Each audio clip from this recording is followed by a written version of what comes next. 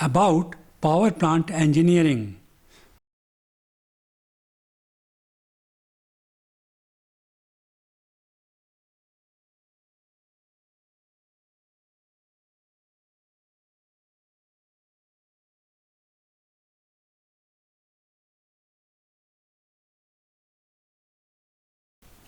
Namaste friends, I am recording this lecture from my new abode in Heavenly Palace. I have recently shifted to this place which is in Doraha near Ludhiana. In previous lecture, I discussed about nozzle. Nozzles have to experience high temperature and severe erosion conditions. The material to make them should be capable of withstanding these conditions. Therefore, nozzles are made of alloy of cobalt, tungsten, chromium and molybdenum. Now I will take up other main parts of turbine. Rotor. It is a wheel mounted on horizontal shaft in the center of casing, yet another part of turbine. It has blades of particular shape all along its perimeter placed uniformly. Referring to diagram that presents a rotor on left hand side. It has blades fixed all along its perimeter as already mentioned. Blades have a curved shape as shown and are uniformly placed on wheel. Wheel is mounted on a shaft. A key keeps wheel fixed on shaft in a particular position and does not allow relative motion between wheel and shaft. As a jet of steam shown in light brown color strikes against blade, it causes rotary movement of wheel. The wheel being mounted on shaft causes its rotation. For better visualization, diagram on right hand side shows an enlarged view of three blades. Jet of steam ejects out of convergent divergent nozzle. Again, it has been shown in light brown color as may be noticed. Jet strikes on middle blade. It strikes against blade on inner side as shown and is deflected in direction indicated by arrow of light brown color. Shape of jet after deflection from blade is not as smooth as shown. Blade shown on lower side has been pushed ahead by jet and that on upper side is next that will experience jet strike. Direction of rotation of wheel has been shown by arrow in black color. Blades are forged and then machined from a single billet. Turbines operating at low pressure have blades made of low carbon steel. Turbines operating at high pressure have blades made of alloy steel containing chromium, nickel and titanium. These blades are required to have high mechanical strength. This is because these transmit energy harnessed from steam to rotor. Stress is introduced in blades due to temperature and pressure variation. Mechanical stress due to vibrations is also experienced by blades. These should be capable of withstanding high stress. Rotor wheel upon which blades are mounted is made of alloy steel containing chromium, vanadium and molybdenum. It has high creep resistance. Creep resistance is the capability of a material to prevent physical deformation due to exposure to heat for a long time. Casing. This is third main part of steam turbine. It acts as cover of turbine. It is simple in shape and has provision for nozzles etc. It does not perform any hydraulic function. It is made of carbon steel if turbine is required to operate at low pressure. Cast chromium molybdenum steel is used as material for casing when a turbine is required to withstand high pressure. It makes casing capable of withstanding high temperature and provide high creep resistance. This was about main parts of impulse turbine. Few more turbine parts would be taken up later. Working of a turbine. As already mentioned earlier, steam moves through nozzle initially. After coming out of nozzle, it strikes against blade and passes over it. During this process, steam pressure and velocity vary. Referring to graph, steam pressure variation is represented in blue color and steam velocity is represented in red color. On horizontal axis, A represents movement of steam through nozzle and B represents passing of steam over blade. As may be noticed, steam pressure reduces during movement through nozzle. It remains constant as steam passes over blade. On the other side, steam velocity shown in red color increases while moving through nozzle. It reduces rapidly as it passes over blade as shown in graph.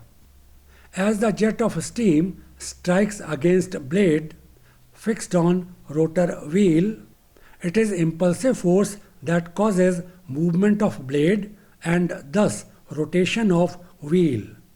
These turbines have high rotary speed.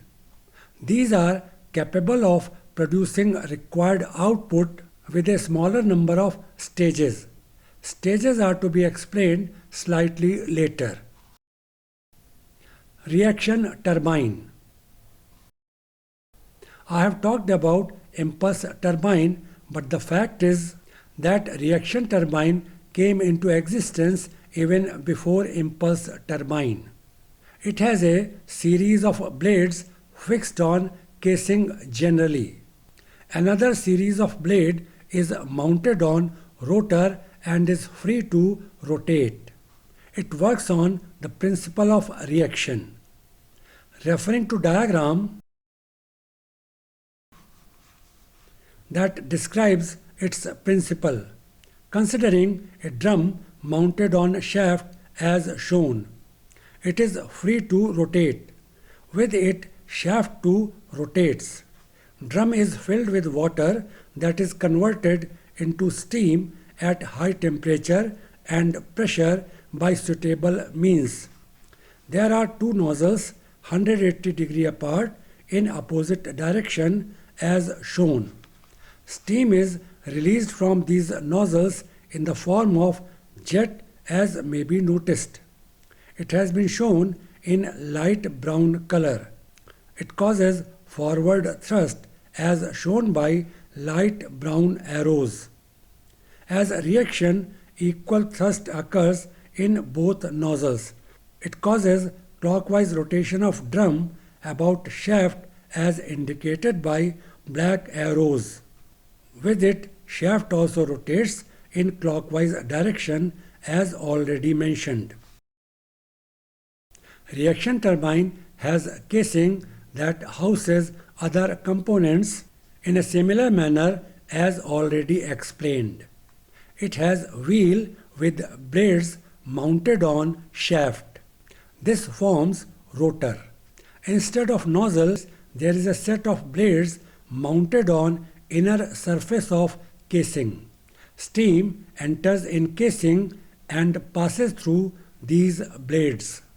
As blades are fixed on casing, these are known as fixed blades. Referring to diagram that presents arrangement of stationary and moving blades. Diagram on lower side is isometric view, whereas diagram on upper side is plan. Series of blades on left is fixed blades mounted on casing. Steam enters and passes through fixed blades. It expands, its pressure drops, and velocity increases as it passes through blades. Direction of steam flow has been shown in red color as may be noticed. As velocity of steam increases, it comes out of fixed blades in the form of jet. It enters moving blades shown on right side. Its direction changes as may be noticed. It also expands and there is further drop of pressure. This causes force acting on blades and their movement. The blades are mounted on rotor wheel. Rotor wheel is mounted on shaft. Movement of blades is transferred to shaft through rotor wheel and it rotates. Arrow in black color on right side indicates direction of rotation.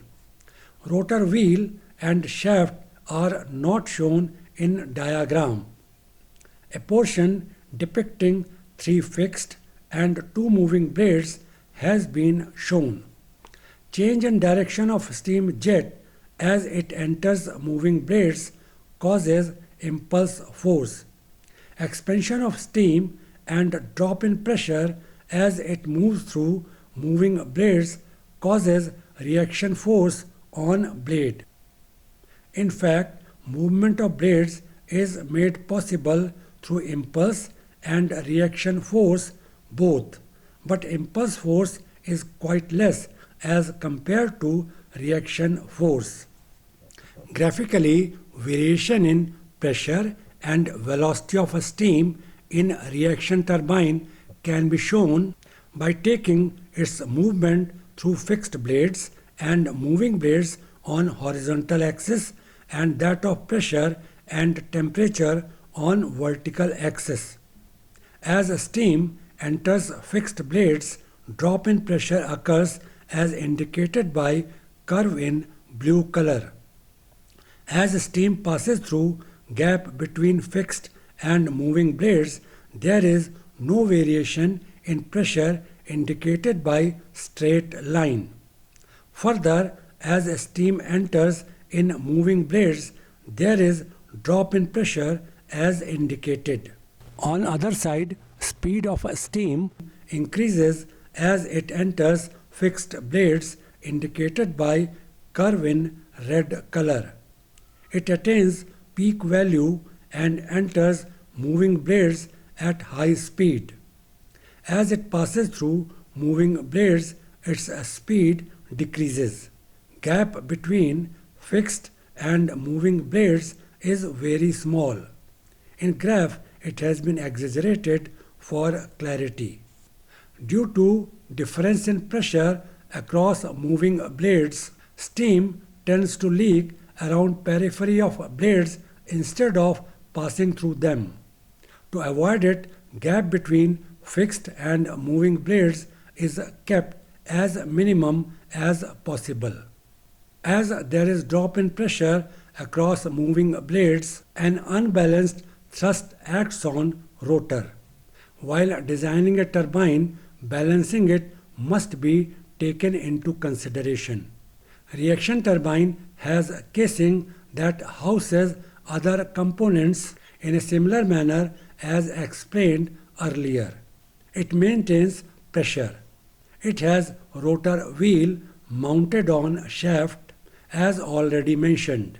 Blades are quite costly. These have 3 parts: aerofoil, root and shrouds. Aerofoils are working part of blade. Root, as the name indicates, is base of blade. Shrouds are used to prevent leakage and to guide steam to next set of moving blades. Reaction turbines operate at low speed and are suitable for higher power generation. Apart from these main parts, turbines have rotor shaft, labyrinth glands, casing supports, coupling and diaphragms. Rotor shaft. As mentioned earlier, rotor is mounted on shaft. The shaft is mounted horizontally and may be connected to generator directly or indirectly through pair of gears. It is supported in casing through suitable bearings. Labyrinth glands. Rotor shaft passes through casing. These glands prevent leakage of steam from turbine. Space between rotor shaft and casing is sealed through them. It also prevents atmospheric air going into casing. This air, if permitted to go in casing, causes loss of vacuum and cracks in blades that are at high temperature. These glands are identified as mechanical seal. Rotor shaft and casing have fins and corresponding segments. Referring to diagram that presents labyrinth seal, being symmetrical, only upper half has been shown in section to give inner details. Inlet for steam and exit for steam and air are on upper side only. Labyrinth is groove provided as may be noticed on left side of diagram. It is done with the help of threads on shaft and teeth. These teeth are on an insertion in casing as may be noticed. Groove provides zigzag path due to which passing of steam becomes difficult. Therefore, it acts as seal. Atmospheric air enters from right side as shown. It also passes through a passage with grooves as shown. Turbine may be required to work under different load conditions.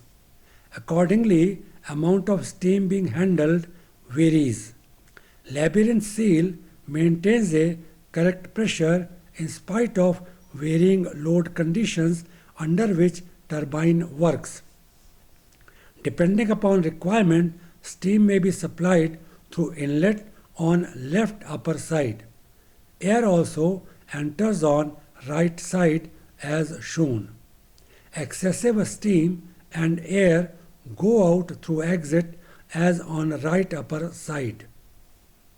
Casing supports.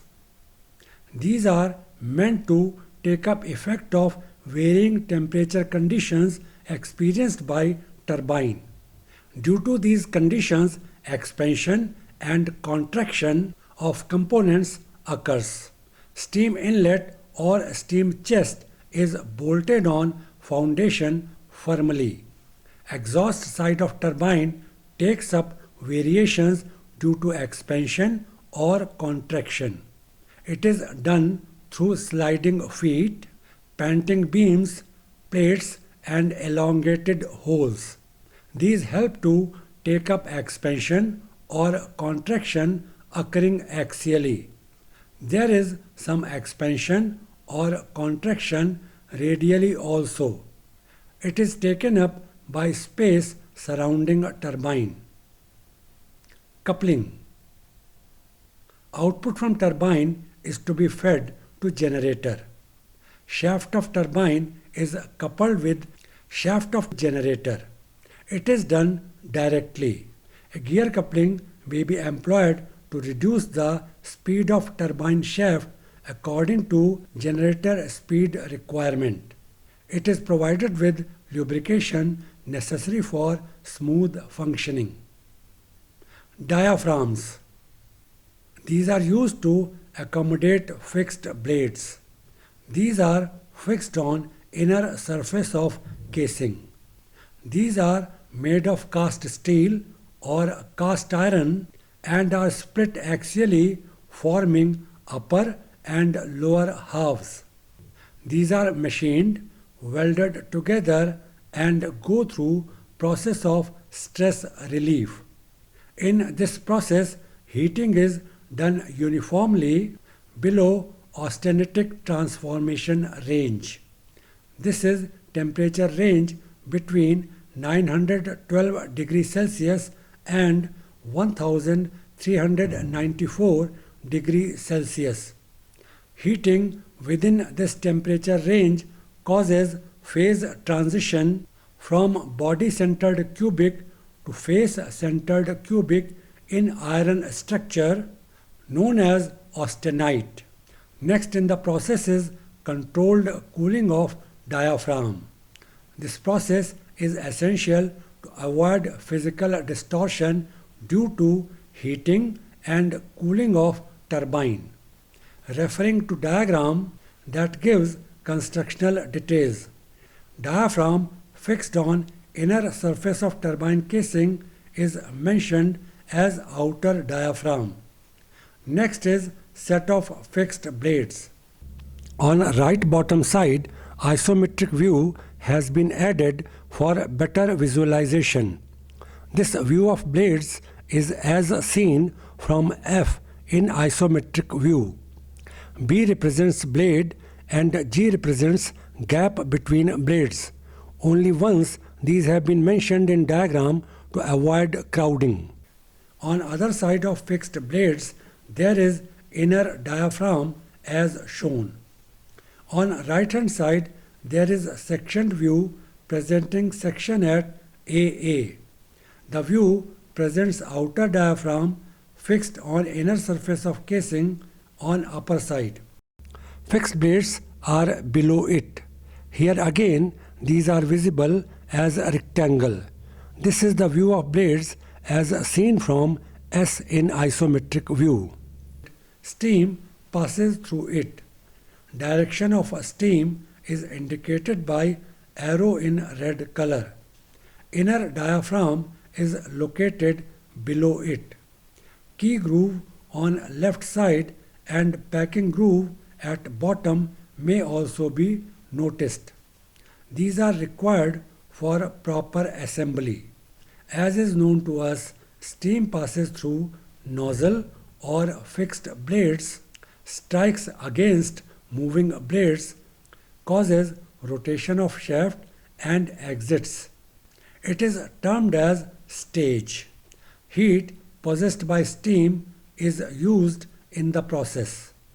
However, as steam passes through a single stage, its heat contents may not be fully utilized. To make use of remaining heat contents, it is made to go through same process again, known as second stage. In practice, turbine has multiple stages. This makes possible maximum utilization of heat contents of steam. It is known as compounding of turbines. Compounding of turbine. In turbine, steam is fed from boiler. After use in turbine, it is sent to condenser. There, it is converted into water and sent back to boiler. There, it attains high temperature and pressure and is fed back to turbine.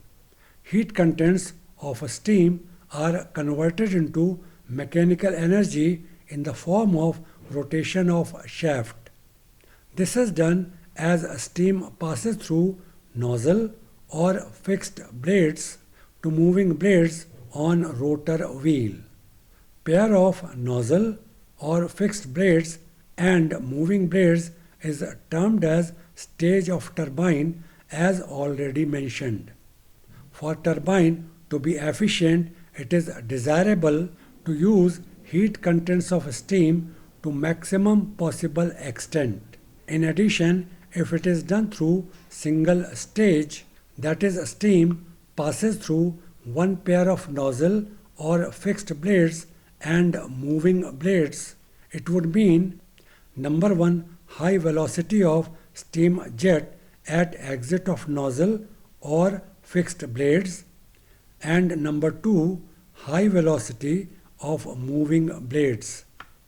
As diameter of a wheel cannot go beyond a particular limit, it would mean high rotational speed of shaft. It is not desirable as turbine is coupled with generator and generator is designed to operate at low speed. Further, steam leaving turbine has high velocity. It has high kinetic energy and heat contents. Not using these would mean wastage of energy. To overcome it, turbines are designed with more than one pair of nozzle or fixed blades and moving blades. This is termed as compounding of turbine. These turbines are known as multi-stage turbines. Compounding of turbines can be pressure compounding or ratio staging and velocity compounding or Curtis staging. I would take up details of these types of compounding in my next lecture. Thanks for watching.